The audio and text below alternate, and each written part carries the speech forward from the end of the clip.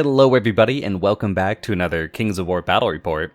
I'm Visibly Riley, and while unfortunately I will not be able to air my last 3 games of the Call to Arms tournament, games 3, 4, and 5, due to technical problems, I am back with another battle report, with this one featuring actual models, so it's not a universal battle report, and I hope that makes up for it a little bit at least.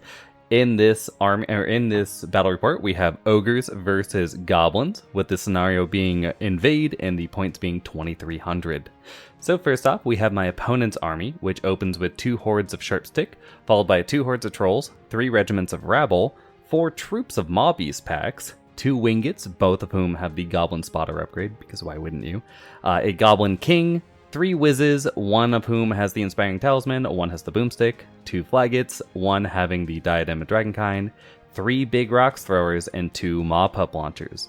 Now, my thoughts on this army, starting off, there are 20 points missing. I have no idea where they were. They didn't come up, at least in my game, or I don't remember them. Secondly, it's interesting that the unit count and unit strength are both 24. That's actually pretty hard to do with this many drops, and this many drops that don't have any unit strength, so kind of fun there. And lastly, as for the army itself, it's a little weird. Like, why would you bring Troll Hordes and a King and then not bring the Pendant, right? Like Jareth's Pendant, I think it's called, that gives them Headstrong. It seems pretty mandatory if you're going to run Troll Hordes, so that's super weird to me.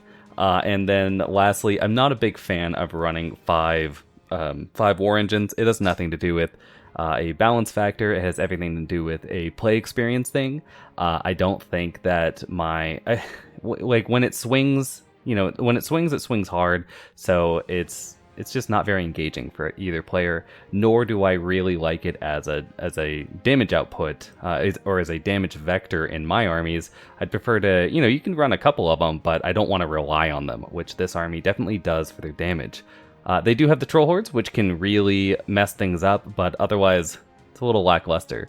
And also, if you're going to run that many, artillery pieces, why are you not running any Bangits, right? Like, they kind of go together. So it's a bit of an odd list. I think that it might just be indicative of how long it's been since we've played any Kings of War. I know my opponent here has not played since the quarantine, so it just might be a bit of first day jitters. So let's leave it at that and move forward into my Ogre army. So this is the Ogre army I brought in the Call to Arms event. If you want to know more about that, I might do an after tournament report where I could go through some of the games, or at least what I remember of them, especially the ones that were gone. But at least I can showcase the lists I brought, because I do still have those written down, I think. So if you'd like that, just feel free to leave a comment below, and I'll get on it. First off, we have 2 hordes of Boomers, followed by 2 hordes of Siegebreakers, one of whom has the Chalice of Wrath, the other the Blade of Slashing. Then I have 2 regiments of Warrior Chariots, 2 Berserker Bullies, 3 ASBs, and a Red Goblin Blaster. For allies, I brought 3 regiments of Butchers. Now, this is pretty much, at least the Ogre part of it, is kind of my baseline for Ogres. For the unlocking units, I like 2 Boomers, 2 Siegebreakers, and 2 Warrior Chariots. I think that no matter what you do past that, you're not really going to go wrong. If you wanted to swap the Boomers out for more Siegebreakers, it'd probably be fine, and vice versa. Might be good. It could be interesting, at least, especially if you're going to bring a Dread character in there as well, and stack it with Cuzlo, because Cuzlo and Madfall and Dread actually do stack. So that might be interesting. Or what is it called? Mad Lizard, or whatever it is. So you could do that, but 2 Warrior Chariots I think is indispensable. They're a great unlock. They are really cheap for their cost, and honestly, I spent a lot of time trying to get Hunters into the list, and I have run versions with Hunters in it, but with Warrior Chariots active right now, I just don't see the reason for them. I know that they're not entirely the same thing, right? Like, for example, one has Pathfinder and one's a Horde with 18 attacks, but I'd prefer just to have the 15, pay fewer points, and be +1 speed. I could always bring the Pathfinder item, you could always bring +1 speed, but I can always bring +1 speed beyond that, right? Like, the Pathfinder isn't as important to me as the +1 speed, is what I'm saying for these chariot regiments in Ogres. Lastly, all the characters in it, it's Ogres, character spam, it's what you're going to see. Red Goblin Blaster is great. Now, as for the allies, originally this list had 3 regiments of Berserker Bullies, or not Berserker Bullies, but Berserker Braves, who I do think are a pretty good unit. I especially like them in hordes. But for regiments, I think if you're going to run 4 or fewer, you're better off just running butchers. Personally, right? So the berserkers will do a lot more damage because I believe they have 15 attacks, so they have +6 on the butchers, which is pretty significant. But they don't have the crush 2. They do have the wild charge D3, but I don't care about that too much. Instead, I'd rather have a def 5 and stealthy unit that is fearless and +1 nerve for that matter, instead of having that plus D3 charge and the brutal with the extra attacks. I think it's really a difference between not to go too far into the subject, but when people say chaff, I don't really like when people say chaff, including when you say thick chaff. I don't think either of those are descriptive enough or as basic enough for people to understand quickly. I think instead talking about what you're going to do with the unit is more important. So butcher regiments I see as a tar pit unit. They're just going to go into the middle of the field and stop the opponent's advance for a bit while the ogres get around to killing them. While if I was going to run berserker bullies or an even faster unit, right, like your standard units that people talk about for chaff are things like war dogs, right? So you got your speed 8, speed 9 unit with nimble, maybe it's speed 7, sort of cav little guys that cost nothing. That's more, I would use that as a jamming or a pinning unit. So that's something that you're going to run, 1 inch away from the enemy and go, you're stuck there, right? You can't move forward. You'll kill them immediately, but you can't move for right now. The butchers are a little bit different. They're very tough. They have that stealth. They have fearless, and then they have mind thirst, which is a rule I absolutely adore for a tar pit or a jamming unit. Because when because you get to use the opponent's leadership while not having to worry about it yourself. Since I don't really care if you kill them early on, if you sink all your shots into a stealthy unit, meh. So anyway, the butcher regiment I think is a better tar pit than the berserkers, but I do think the berserkers might have a bit of use as more of a jamming unit or more of a in between.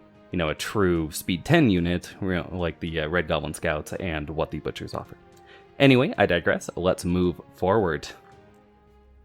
First up, let's talk about the scenario. So, Invade is very simple, and it is what we played for Call to Arms round 5. So this was, I actually played this game before I played my round 5 game because I finished it with 1 day left on the clock, since we got a little confused about what week it was. So, I mean, everyone's sort of like, time is an illusion, especially these days. 2020, hell of a drug. But anyway, Invade is pretty simple. You just add up your unit strength at the end of the game on your opponent's side of the field, with your units being the majority of their footprint, right? And then the person with the highest victory points wins. So you're just trying to get your units into your opponent's half of the field. That's it. For the bit of a twist for the Call to Arms event, you also added up the total number of units wholly on your opponent's side of the field, or the total number of scoring units, and then that gave you +1 scenario point per unit that you managed to get across. So you can do that as well. But anyway, that's the basics of Invade. And here we see the table itself. Now, I'm not going to go... I'm going to go into the terrain a bit later, but I will say this is an interesting bit of terrain deployment, and is pretty standard for what we like to build on tables out here, which is you have 3 pieces of terrain that offer different heights to the center of the field, and then that breaks up these into lanes of fire for these pieces of artillery, right? And I think a lot of people that are, maybe having problems with gunline artillery are just not putting enough terrain into the middle of the field that can actually do something like this. So just a bit of a thought. And speaking of that, let's look at the line. So this is about where the center of the table is. It's actually a bit more like this, I think, right? But anyway, so that's the center of the table-ish, right? I basically have to get across this hill or onto this hill to be on my opponent's side of the field. And I think maybe it's here. Maybe, I don't know. It's about there for me. And yeah, so it's... I don't know. I ended up choosing this side of the table mostly due to having this piece of the board. Like, we both have these pieces of rough terrain in our deployment zones, which I'll show in the terrain section. But I have better shadows essentially from artillery, since only my chariots can be seen over the the hills there, and there are no hills in deployment zones. So I wanted this side also, so my opponent couldn't just waste their turn 1 moving artillery onto the hill and then have free reign the rest of the game. So anyway, speaking of the terrain, let's talk about what we have. First off, we have 2 height 8 hills. We ran these as height 8. I couldn't remember if it was 8 or 9 at Masters, and honestly, I think both are pretty valid. 9 makes it so any Titan on a hill can't see over them. 8 makes it so a Titan on a hill can, but as you can see with these hill layouts, that's still pretty hard. I think 8 is a bit more fun. It's not horribly abusive. I just think it's interesting. So anyway, we have height 8 forest there. Then we have 2 height 1 pieces of terrain in our deployment zones. Now, we did not run these as flat, which people would generally run, but height 1 also doesn't really block line of sight. So it's just, it's just fun. Bit of variance there. We have 2 height 3 hills, followed by 2 height 2 obstacles, and 2 height 7 impassable. So height 7 is making it so most monsters cannot see over the houses if they're on the hill, but then Titans can, so that's the idea. But the Titans can't see over it while they're just standing there. So again, it's just a bit of terrain stacking, so you can have some interesting charges go on in the game. And with that said, let's go into the armies. First off, we'll start with the Goblin deployment. So right here, excuse the lack of labels, I just don't have the time right now, but we do have our first Wingit. My opponent has a very nicely converted, where they have been converted army. I love the basing, I love the mood that they've added, but I'm a huge fan of of Games Workshop's Night Goblins, so yeah, you're gonna get that. But anyway, we have the first Wingate right there, followed by the first Big Rocks Thrower. This is the AOSB with the diadem right here. Then we have next to him the first horde of Sharpsticks with the 2 regiments of rabble behind it. This guy on the giant mushroom right here, that is the king. That is the version of the Loon King, I guess, my opponent has. And then this wizard right here is the first wizard. I believe that has the boomstick, since it has, you can't really see it, but that's the old Night Goblin bat staff right there. And behind it, that is the this, I can't remember what that Forge World model is called, but it's this like Squig Laba or Squig Gaba or something like that. It's a really cool piece of artillery that my opponent has 2 of for the mop-up launchers. Great idea. In this blurry picture, we have 1, 2, 3, 4 troops of mobbies with the 2 hordes of trolls between them. A bit of interesting deployment there because I don't think either of the trolls have Pathfinder. I know there's 20 points missing in the list, but I'm relatively certain that they don't. So a bit of a weird bit of deployment, but I do like the layering. That's interesting. Over here on the right side of the table, we have 1, 2 more rock labas in the back here, or big rocks throwers, and in between them, the mop-up launcher. Then we have the final regiment of rabble, followed by the final horde of Sharpsticks, and then right here is my opponent's second Flaggit, and in front of it, blurry again, is the third and final Whiz. I believe this is the Inspiring Whiz, I think. I don't remember where the Inspiring Whiz is, but I think it's over here. And finally, we have the last Wingit, just, sort of bookending my opponent's army. Pretty good, considering my Ogre army isn't that fast and doesn't really have long-range shooting. Might as well do something like that. And speaking of my Ogre army, let's go into that. So first off, starting on, as I would see it, my right flank, so facing off against that last Wingit, we have both of my Berserker Bullies. I do have some interesting models to use for Berserker Bullies, but right now, I'm not really painting my ogres up. I don't know. I like the army a lot, but I kind of want to stick with, like Night Stalkers or maybe Twilight Kin in the future for the time being.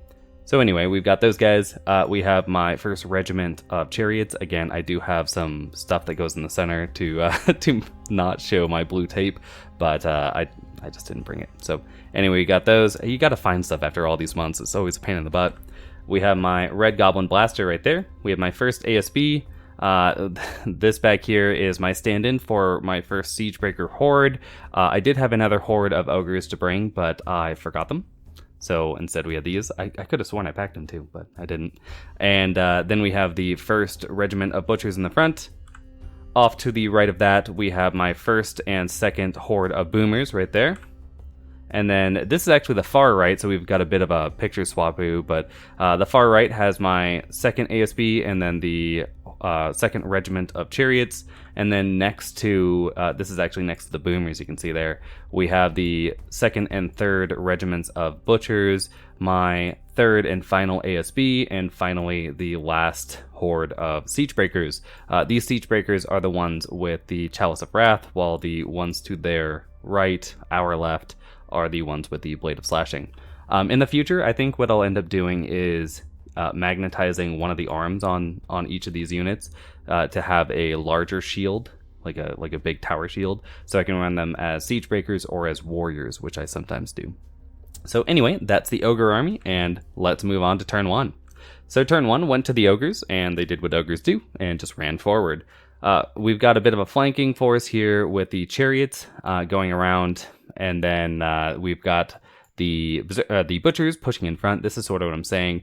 I think it's pretty rare that you don't want first turn in Kings of War. It might actually... I know I have yet to play a game where I've gone like, man, I really wish I'd gone second.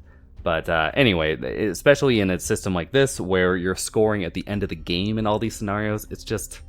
you can just swap that up real quick and it would help alleviate a bit of this. But the butchers are doing what they do, which is pushing into the center of the field, even with my opponent shooting. The stealthy is offering decent protection against all this artillery, since they don't ignore stealthy.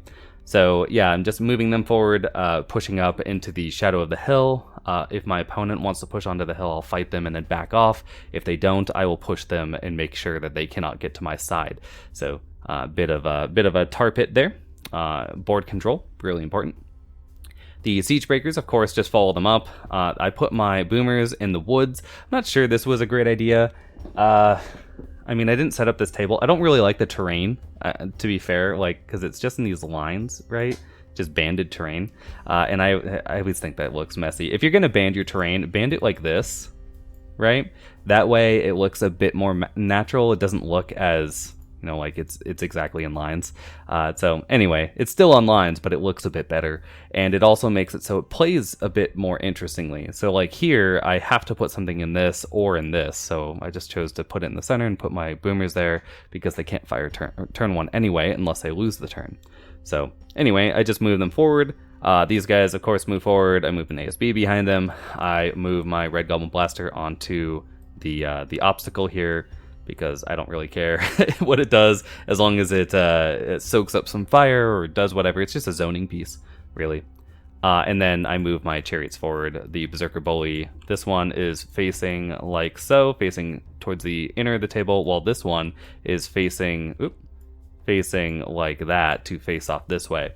Now, originally, I moved this Berserker Bully first, and I went, so the Wingit here is already gone, because I was checking where this Wingit could actually fly to while I was taking pictures, and I went, oh yeah, so I moved the Wingit 20 inches. If you fly your, maximum speed, you can't evade the line of sight of this Berserker Brave, which is great, or the Berserker Bully, because the Berserker Bully can charge a total of 15 inches, so it's a great zoning piece. But then I immediately messed up, which you'll see in my opponent's turn, and then completely forgot about it on my left flank. Originally I was going to have this ASB because it doesn't need to be focusing on the center. I've got so much power over here. It could be actually facing like so, right? So doing the exact same thing with this Wingit. Like if it wants to fly 20 past me, I will charge it. And if it doesn't want to do that, I'll have it charged no matter what, unless it wants to hide over here and shoot into my chariots. So yeah, just a bit of a mistake. It's stuff like that sort of happens when you swap from Universal Battle over. I actually have a hard time playing Universal Battle because it plays top down, but I've been playing it so often as my only exercise in gaming lately that it's messed up my ability to see things in the real world now. So yeah, it'll be a muscle memory I have to build back up. But anyway, that's about it. I have no long-range shooting, so that's the end of Ogre turn 1. We go on to Goblin turn 1. So Goblin turn 1 goes a bit like this. You can see this Wingit flies around, yeah, just out of my bully's line of sight. Feel real dumb about this. The other one flies right past me. This one wasn't even close, so whatever. At least it had to angle itself to not be hit by my ASB. So it didn't get to turn in like this one did. So at least it's facing nothing, which is good. With the rest of the Goblin army, you can see over here on the right, this regiment of rabble roll forward to block some charges. They're also sandwiching the heroes there, so I can't get in there past them, right? Since I have no individuals of my own, I'm not going to be able to fit. So they're just sitting there so they can throw out some lightning bolt and then set themselves up for the sharp stick charge. But I don't know about this side of the deployment. I think I might have just deployed this whole thing over here and just let whatever ogres wanted to go to the literal, table edge to fight artillery do it, right? Why bother protecting them? This is Invade. So I probably would have put them over here just for a bit of better protection, but instead they're over here, so they're making the best of it. And I think that this is a pretty good indication of or example of how do you do sandwich plays. Although again, generally you sandwich with the rabble over here and then the heroes in here, so you just can't reach them. But this is another way to do it. In the more not quite the center of the table, but the center-ish by this hill, you can see the mobbies rolling forward and doing this layered approach to chaffing. This is really good. It really helps for it. It would be much better where these boomer style units or ice hunters, ice elementals, that's what they're called. Icekin hunters are a different thing, but ice elementals, right? Because then you could do these layered approaches to shooting, right? If you could shoot back into me, it'd be amazing. But instead they're trolls and they're trapped in their own terrain, so I'm not sure about it. And my opponent didn't quite stagger it, right? So if you stagger these guys out, because they are a nimble unit, when they all charge, the trolls can then combo charge with them. But as it is, they can't, because they trapped them. So it's just more of that stuff where you're you got to really be careful about how you're deploying these units, and sometimes it takes some time, some thinking, right? And it's one of the things Universal Battle is actually really good at, is showing you in real time, how do you deploy these things so that you could get a combo charge off, right? Because it doesn't let you cheat. So anyway, just a bit of a snafu there, but it's been so long, I'd expect more than a few. The rest of the army just sort of shambles forward as far as goblins will, putting the rabble in the front. That's fair enough. I probably wouldn't roll the rabble in the front at this point, because they're just protecting sharp sticks, so who cares? Let these guys charge into your sharp sticks if they want, and even in my chariots, if they could make it go in there, who cares? Because I don't have any thunderous, these two units probably won't be able to drop a sharp stick horde, and then you have a bit more damage. But here's the thing, is that they're protecting the rabble, and the rabble don't do anything, so this whole thing just doesn't do anything. It'd be a lot better if these trolls, instead of being behind the mobbies, were behind the rabble, right? And then the rabble were back here. That way the mobbies were protecting something, right? But they were basically just protecting some unit strength, while the trolls could get in these counter charges, right, coming around. But anyway, difference in strategy, I guess. With the shooting, we start with my opponent. This wingit can just barely see the ogre chariots, marks them for some artillery, while the other wingit... The other wingit actually... Oh no, this is the same unit of chariots. I'm the other wingit can't see those chariots. But anyway, these are the marked chariots. They end up taking 6 wounds from the artillery, and that's all 3 of these pieces firing into them. And then over here, this chariot ends up taking a big rocks and 1 of the mob hops, taking only 2 damage. And thankfully, neither of them are wavered or killed, so we move on to turn 2. So turn 2 for ogres, and we're taking ogre that hill. First off, on the left, you can see 1 regiment of butchers charging into some rabble. I like that fight a lot. It's hard for, even if these rabble charge me in the flank and these ones in the front, and maybe even some mobbies as well, it's pretty hard for them to actually kill the butchers while they're inspired by the goblin characters. And if they do, I still don't care, right? It doesn't matter if my butchers die or not. This was something I got really into back in the Warhammer days, from a strategy called the Village Idiot, which was an Empire idea of going, when I charge with one of my units, all of the outcomes are positive, right? So in this case, if I kill off this rabble unit, it's positive for me. If I overrun, it's positive. If I back up, it's positive. If they charge me, don't kill me, it's positive. If they do kill me, it's positive. So all the things are good. So in we go. I move my 2nd regiment of butchers onto the hill, just staying an inch away, because again, I just want them to be zoning my opponent out of the center line.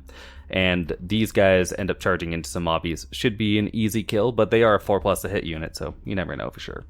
I angle the siege breakers over here back into the center because I don't think this side's going to matter, which we'll talk about in a second, and then move one unit of boomers onto the hill so I can see, and then the other siege breakers onto the hill so I can see over it.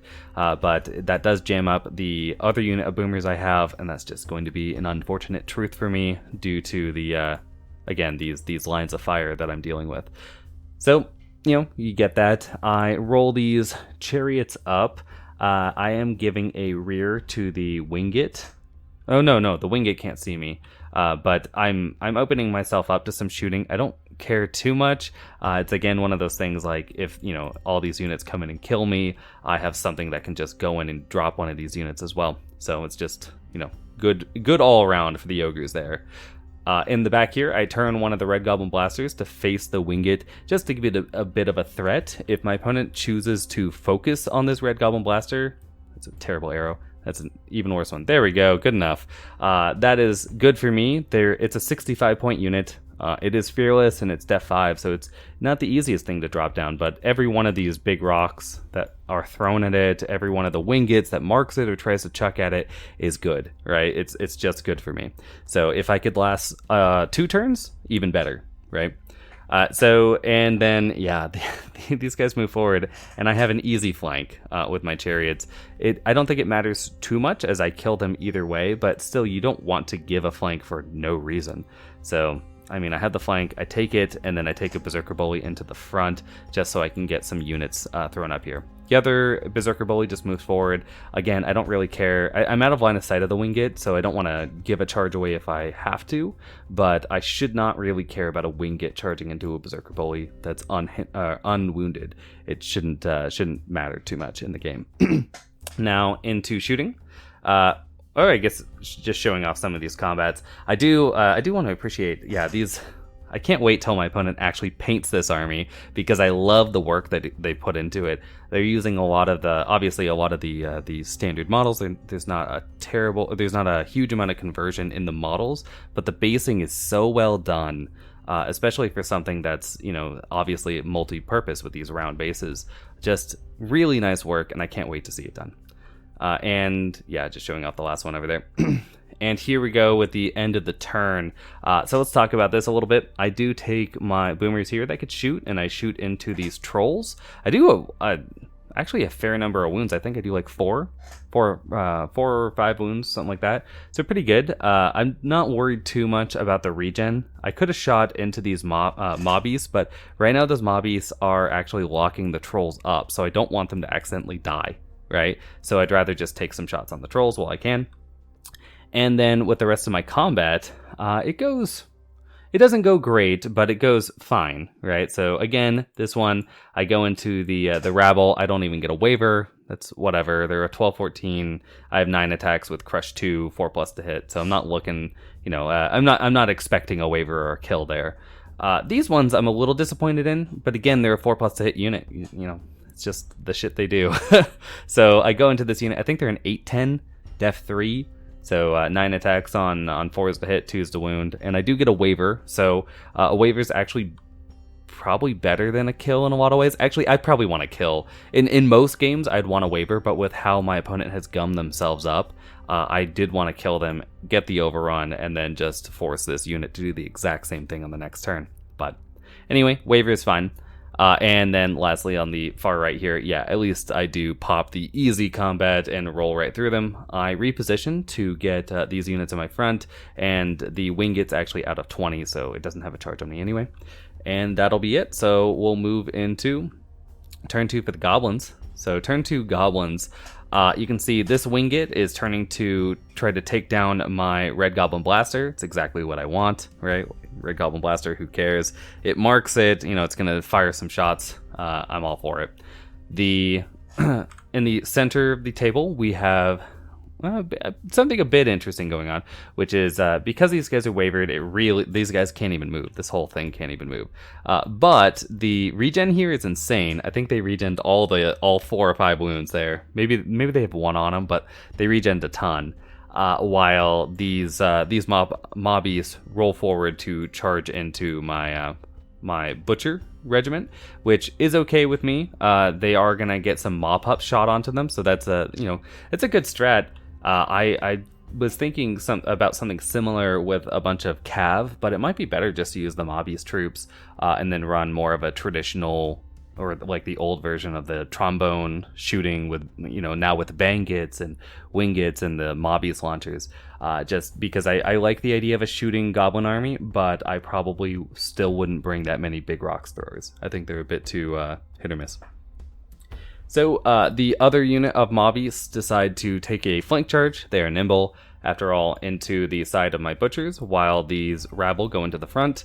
I think if you're going to do that, these rabble should probably join in just to assure that kill, but instead they decide to leave. But it might be fine. I can't fit to charge them, so they are free right now because, again, I messed up a little bit with this ASB. I think it should be facing more like this, so it could actually see that charge, but it's probably out of 12 anyway. Just minor mistake, but I still probably would have taken them in just to try to free up this unit while you can. Again, you really want those butchers out of there, and a rabble regiment isn't worth the most, but to the flank that's still, 24 attacks, I want to say, on 5s and 5s, it's worth at least a wound. I'd probably have done it, but anyway, they don't, so we've got that. And here we go with the end of the turn shot. First off, with my opponent shooting, they mark this unit of chariots with the wingit and then fire at them with the wingit, along with the big rocks and, just the big rocks. They do a couple of wounds, but don't manage a waiver, so it doesn't matter too much to me. This ASB with the diadem rolls around the side to shoot a flame shot into my ASB, managing 1 wound, but again, not getting a waiver. And with the rest of the shooting, you can see this unit back here, the marked Red Goblin Blaster, actually eats at least one of these units, or at least one of these big rocks and the wingit, firing into it, and suffers no wounds. So I'm all about that. It does have cover because it's in the barrier, which doesn't matter for these, but it does matter for the wingit, I believe. So yeah, there's a bit of that going on. And the rest of the shooting, I believe, does nothing. So we get into the combat. On the right here, the Sharp 6 had taken a charge into my chariots. They do a couple of wounds, but they don't manage to get a waiver, and it's pretty unlikely that they'll get one anyway. They've got 30 attacks on 5s. It might have even been on 6s. It looks like they kind of clipped the wood here. But yeah, I probably would have just, I don't know. They're in a tough spot because they charge the Berserker Bully, and try to pick that up. It's still not easy for them to do that because they've got 30 attacks on 5s is around 5 wounds if you were to go for the mean there, and they're a dash 14, so it's a 9 twice to kill it. And then the chariots will charge you in the flank and easily kill you if you don't. And if you take this one, you get this flank charge, so I'm not sure which is right. Go with your heart, I guess. I probably, again, think that I think that this is a bit of a missed deployment. Maybe just put all the rabble over here if you're going to put any deployment over here, and then just put the Sharp 6 in here. But anyway, moving forward. I know my opponent's lightning bolts do essentially nothing. My brave here, or bully, I'm going to keep calling him a brave, but my bully here takes a couple of wounds, does not get killed. I think that's from the lightning bolt that's over here. The rest of the lightning bolt doesn't do a whole lot. It mostly just fires into the chariots to try to clean them up, but meh. The mop-up launchers fire mop-ups to try to get some damage going. I can't remember if they fired them here, but I know they fired them onto these mop-ups, and it just does nothing. As you can see, as these butchers are still up. In fact, all the butchers are still alive. These ones, that's pretty believable. No one attacked them, but these ones, I believe. Oh, maybe this shot mop-ups at that. Anyway, either way, I think both these had mop-ups. They don't manage to kill either of those regiments of butchers, so I'm going to be able to kill them off. But, in terms of positive, at least my ogres are still unable to engage in the combat because the butchers aren't dead yet. So, at least we've got that going for you. And with that, we move into turn 3. So, turn 3 for the ogres. First off, we've got my chariots just coming around. I really wanted to be able to charge into this rabble unit because when I take the countercharge into the mobbies, I turn like so. But this movement with the rabble regiment actually ends up being a very smart one because it blocks this charge, and then I couldn't actually see the rabble or fit. No, I could see them, but I couldn't fit there. So I just can't charge anything instead. So fair enough. Fair enough on that. I take my ASB and charge into my opponent's ASB because, you know, charging individuals with a nimble unit is just pretty easy as long as you are taller than whatever's blocking the way. So I end up clipping its corner, it turns to face me, I get in there. I take this ASB and I just go up on the hill. I might have taken I don't think they're actually on the hill. I think I just went up onto the hill to you know, lord it over everyone, I guess. It looks like I might have gone for the flank charge here, but I'm not sure I could have. So if I did, it might have been cheating, but I don't think it'll matter. I move my boomers like so just to face off against the Wingit if it wants to fly. If it wants to fly over here and start shooting into my backlines, I'm also okay with that because I do have 2 hordes of boomers that are not doing a whole lot, nor are they likely to do a whole lot in the coming turn, right? Like they'll be useful in turn 4, but if the Wingit comes over here, I'll just blow it up. So that's the plan there. And yeah, all the butchers go back into the mobbies, just looking to kill there. And on the far right, you can see my chariots go for a combo charge along with this berserker bully, who needed, I think I needed a 3 on the wild charge to get it, or maybe I needed a 1. Either way, pretty easy. I make it, and I go for the combo there. So this berserker bully does not need to go there, and probably wouldn't have anyway, because when I did the nimble charge, because keep in mind, when you charge an individual, you have to take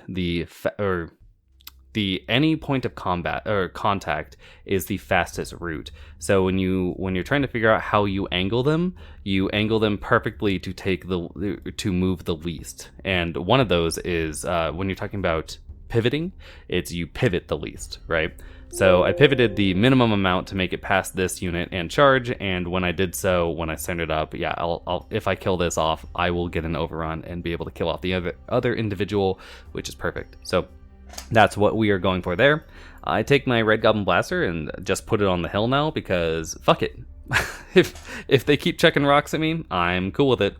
So yeah, keep chucking rocks and I will keep throwing grenades at you. And that's about it. So let's see how those combats and shooting go. So first off, we have a shot of, I think this is showing off just the combats itself. Then we have my boomers here getting a shot into the trolls. Again, I think they're at 0 wounds. I think they regen all of them back.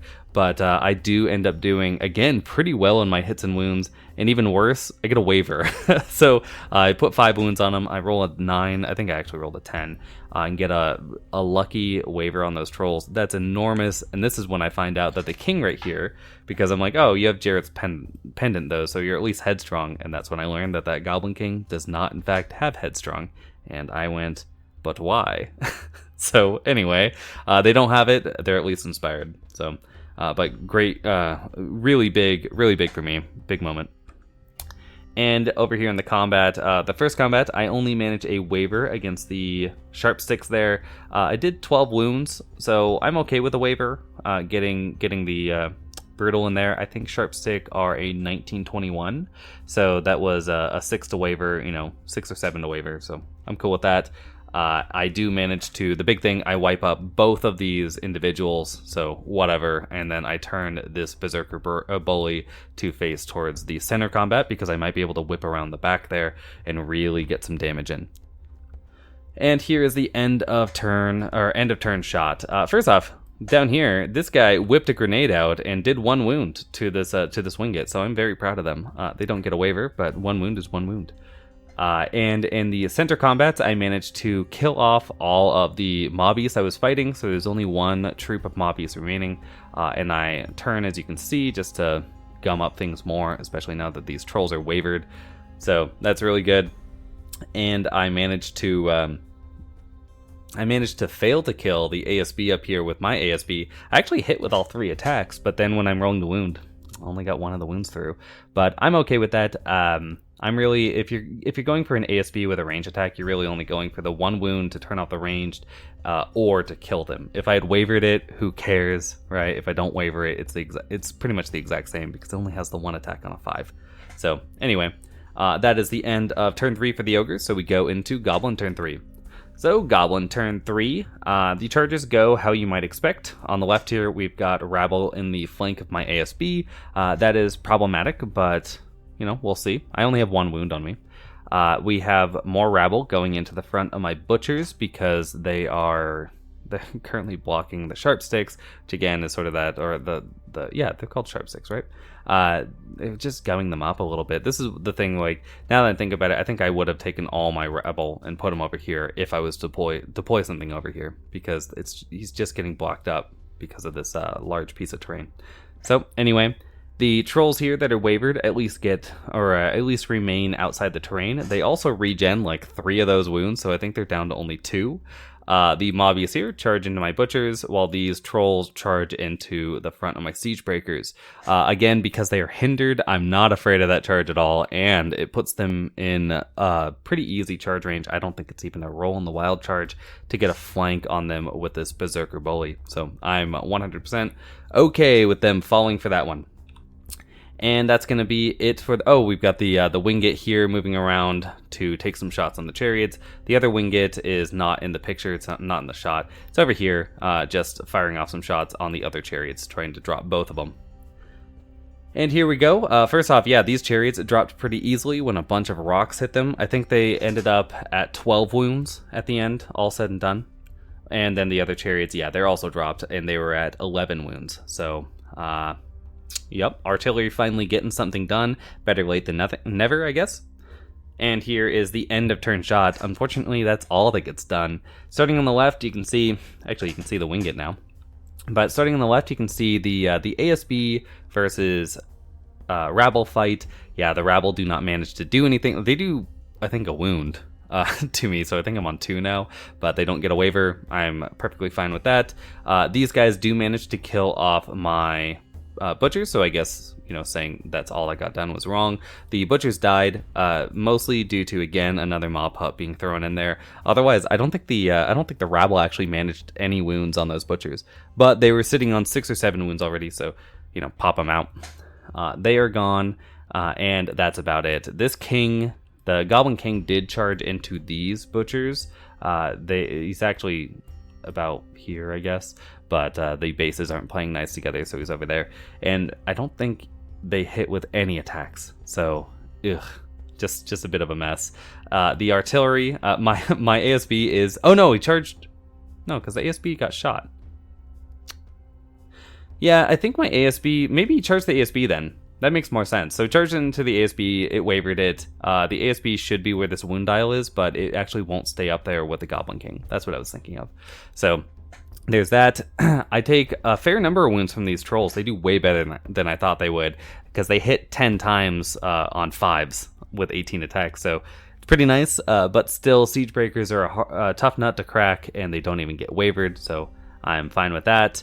And that's going to be it. So let's see what happens in turn 4. So turn 4 for the Ogres is it. So this is actually an aftershot. Let's just go through it real quick. We have my Berserker Bully here going solo into the Sharp Sticks. That's fine. Got the other Bully and the Siege Breakers going into the Trolls with a flank charge from this Bully. And then my Butchers here going into the remaining mobbies that had charged them, while these Siege Breakers, and I think it's just these Siege Breakers, go into the Trolls there, going for a kill. And then the King ends up being... No, the King must have fought these Butchers, now that I'm thinking about it, because I'm pretty sure this just got shot by a rock and took a wound and ended up getting wavered. Anyway, this got wavered. The King gets killed by these butchers, so it must have been a countercharge. We roll 2 back. Yeah, these guys killed off the King. And then on top of it, I move to shoot into this unit of rabble with both of my units of boomers. I could have shot here, but I ended up not getting enough wounds with the first unit, so go for the other one. And then I have a charge here into the ASB. Again, this time it's hindered because I end up on the hill. I also make sure when I'm moving that the flank of these 2 units is out of line of sight of the Wingate, and then the Siege Breakers are actually too far away. So all is good there. And after all said and done, I managed to kill off these trolls. I kill off the Sharp Sticks, I kill off the Mobbies, and I kill off the Rabble here. But I only managed to waver the ASB I'm fighting, so it took 1 more wound from my hindered charge, which, again, it's fine. It's just not good. And then these trolls, I do a fair bit of damage, but if we go back into that's a better picture of how many wounds I have. So this unit has 4, this unit has 5, and yeah, we go in here, bam, double ones. So it's not the worst double ones, but it was a double one to waver. So, you know, I think I did 12 wounds to them, or they're sitting on 12 wounds right now. So getting a double ones right there, it is unfortunate, but I'm very, very far ahead, so probably not relevant. And here we go with the Goblin turn 4. So we've got the Trolls here. Yeah, you can see they're down to 4 wounds, so their regen is insane. It's just everything else that's bad. But they regen 8 wounds this round, and they've regened, what, like 12 or 13 wounds at this point? That's insane. So anyway, they go into the front of my Siege Breakers, just going for a kill there. The Sharp Sticks finally move forward. They have nothing to charge, but they do get a mop up on them, which you can see marked by that squig right there. All of my opponent's little pieces of individuals go after my ASB, with the rabble that were right here just wandering off. I think that might have been actually an illegal move because I am within 1 inch of him, but honestly, it was pretty late by the time we were finishing this up, so I at least didn't notice. So anyway, moving there. And here we go with the shooting. All of this artillery goes onto these Siege Breakers, gets them up to 10 wounds, and gets a waver, which I guess is lucky for me. You know, only a 5-6 waivers, so it was a 7 once. Let's roll a picture. No, it was a 7 twice, because I've got the ASB there. So it's unfortunate, but it's not that bad, again, because most of the Ogres are alive. And we move on to turn 5. So turn 5, yeah, it's a tough one at this point, because if this, that's a bad center line, but the center line is somewhere about here, right? So I have almost my entire army across the line, and most of it is the majority as well. The only units, my Red Goblin Blaster blew up, by the way, to this to this Wingate. I'm not sure if I got a picture of it, but it died. And then this Wingate just flew off. But the only unit that I have that's not at least partially or mostly on my opponent's side of the table is this unit of boomers, right? Everything else is over there, so I don't really care about it too much. I'm just going to go for some easy charges, maybe get some easy shooting. So speaking of that, I take my boomers and I just turn them around to face against this Wingate to remove my opponent's ability to remove anything in the back, since I do have a fair number of injured units now. And I end up taking a bunch of pictures because my original idea was to take this unit Butchers and run them forward. I can basically put them on the edge of the terrain an inch away and make it so when I charge in with this unit, which in my head I think I can charge, I get a flank and I'm not hindered because I don't enter the terrain. But so I do all that, I move this unit out of the way, everything goes blah blah blah. But at the end of it, I realize I had to take, and this is after I roll all my dice for the combats, I'm like, oh shit, I couldn't have charged with these because they're wavered. So I have to take all this stuff back, but I keep the rest of it, right? So the only thing I took back was to make sure that a different unit charged, which is this unit of Butchers in the flank instead. But I left everything else. So I took this bully and went into one of the pieces of artillery. I take this bully and turn around to face the Wingate last turn because I was afraid it was going to charge me. And again, it just doesn't matter if a Wingate charges you in the rear. I should have just taken it and gone after the artillery and thanked him if he chose to go for it, because then I get to turn around and kill the Wingate. So yeah, just a mistake by me. So this turn I have nothing better to do, and I think I just leave the model there. Maybe I moved it, maybe I just turned it to face the other way. But anyway, I take these Siege Breakers, and when I disengage, I have a flank charge on the Sharp 6, so I go for that, and then I box them in with my ASB in the front. This ASB goes after my opponent's ASB, and as I said before, these boomers just turn around. So let's see if we've got a picture. Yeah, this is after the change charge. You can see these guys end up in the terrain to block the hinder, and I just go for the flank with my unit of Butchers there, instead of, or my regiment of Butchers instead of horde of Siege Breakers. A little different. So here is the end of turn shot, and as you can see, yeah, the boomers do get to turn around. They shoot into the Wingate, which is now gone, so that gets killed. I fail to kill this ASB because it's immortal, but who cares, because the Siege Breakers kill off this horde of Sharp Sticks. My Butchers end up wavering this unit of Trolls, which will probably regen all their wounds back. They are at, again, like 12 wounds, but it doesn't matter too much. I actually hadn't even picked up these guys and placed yet, so they would have turned this way. to face off against the trolls. So yeah, they're probably dead on turn 6, and again, almost my entire army is across the board, and I still have a turn to back up with these 2 units as well. And that is where we actually end up ending the game. My opponent is like, well, there's no real reason to continue on. It's an automatic. Oh, I did roll this this artillery piece. I killed it off. And you can see that, yeah, this guy did turn to just stare at these 2. So at the end of the game, my opponent just takes their turn. Their turn 5 is pretty easy. It's just, you know, move the goblins forward. They fire all the lightning and artillery to try to remove the units that they can, which is mostly the butchers with the artillery, the butchers with the lightning bolt, and then my siege breakers with the artillery. They actually remove none of it, so nothing of mine is dead, although it continues being wounded. And so, yeah, again on my turn 6, I back up these 2 units. I kill off 2 more pieces of artillery. So there's, you know, one of the mob hubs and the big rocks is gone.